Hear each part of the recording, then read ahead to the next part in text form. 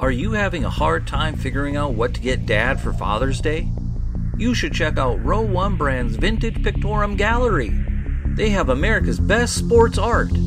With over 7,200 historic sports prints, you're assured to find something unique for Dad this Father's Day. Instead of a boring old tie, get him a historic baseball photo taken by Henry High Sandom at the historic Polo Grounds Stadium in New York City during the 1894 Temple Cup. Or, if he's an NFL buff, check out the 1963 vintage NFL poster. These are so good looking that you'll be amazed how they turn out. Shop now at sportshistorynetwork.com/row1 and save 15% off your order.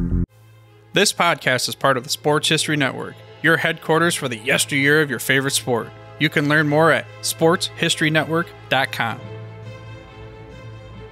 Hi folks, welcome to another edition of the Pigskin Past. I'm your host, Joe Zagorski, and today we're going to be talking about a discussion of journeyman quarterbacks during the 1970s. The term journeyman quarterback is an unmistakable term. It means simply a quarterback who goes from team to team, trying to help each team as he tries his best to stay in the league. Some journeyman quarterbacks have played for a half dozen different teams, while others only play for 2 or 3.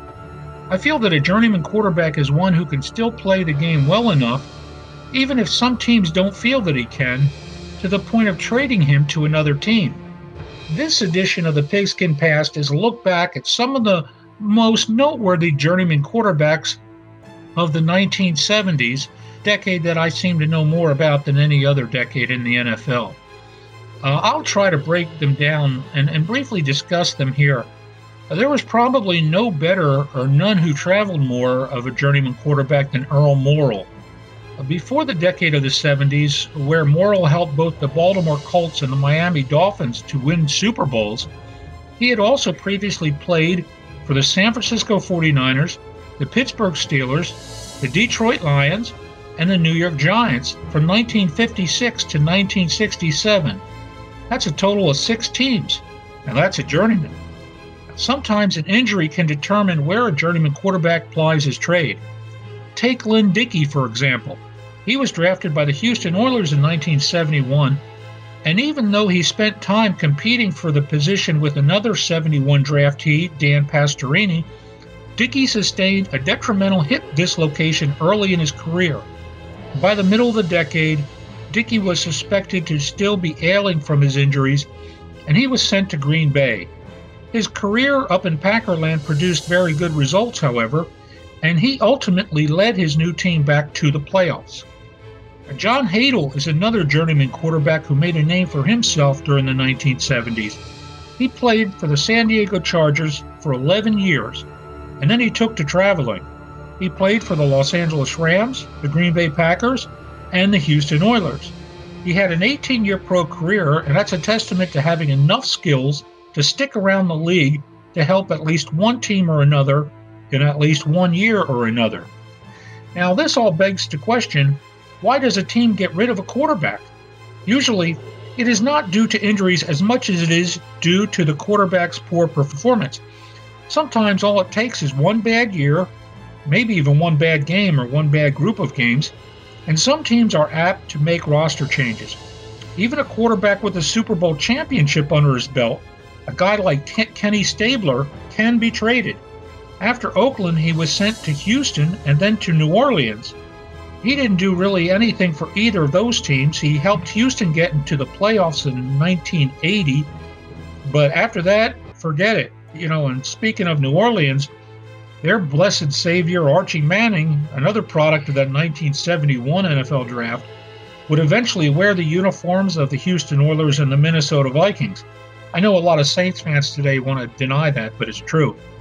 Most knowledgeable pro football historians will agree that if Manning had enjoyed the help of a better offensive line and possibly better receivers and running backs in New Orleans, he would probably have either won a Super Bowl or be in the Pro Football Hall of Fame, or both.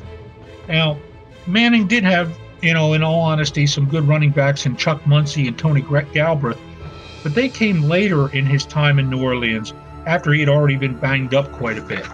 So timing and overall team personnel has a lot to say about how successful a journeyman quarterback is. And as long as football is a team game, there will only be just so much that a quarterback can do all by himself.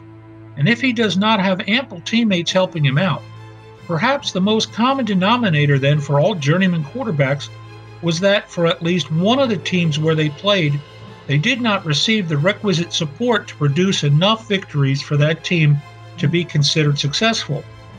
The last journeyman quarterback that we'll talk about in this episode of the Pigskin Past will be Fran Tarkenton.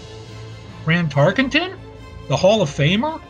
Yes, that Fran Tarkenton. You see, he was traded by his first team where he spent a number of years, the Minnesota Vikings, to the New York Giants, and he played there for several years. But then in 1972, Tarkenton was sent back to Minnesota to play for a new head coach, Bud Grant. During his second stint in Minnesota, he enjoyed his greatest successes. The moral of that story? Sometimes all it takes is a little more patience from the coaches and the decision makers to stick with a quarterback in the hopes that he will someday become a journeyman quarterback no more. Thanks for listening to this edition of the Pigskin Past. Again, I'm your host, Joe Zagorski, and I look forward to seeing you next time. This podcast is part of the Sports History Network, your headquarters for the yesteryear of your favorite sport. You can learn more at sportshistorynetwork.com.